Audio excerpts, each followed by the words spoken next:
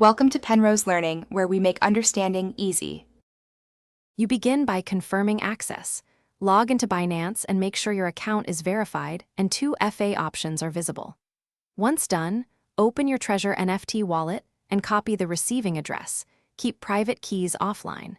Make sure Google Authenticator is installed on your phone and ready to add a new account. You do this now because Binance will present a QR or secret key that must be scanned immediately. Preparing these items prevents delays and reduces risk of session timeouts. You now enable Google Authenticator on Binance. Go to Security, choose two-factor authentication, then select Google Authenticator. Next, Binance shows a QR and a backup secret. Scan the QR with your phone app or manually enter the secret. Once scanned, the app generates time-based codes. Enter the current code into Binance to confirm.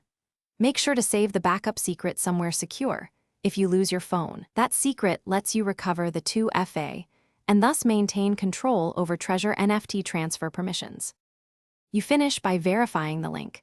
Perform a small, reversible NFT action that requires 2 FA to confirm Google Authenticator is enforcing approvals. Once confirmed, store the printed backup codes and the secret key offline in a safe place.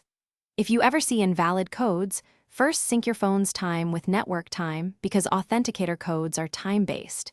If that fails, recover using the saved secret. This approach prevents lockout and ensures your Treasure NFT transfers remain protected without. Thanks for watching. If this was helpful, leave a like and consider subscribing. See you next time.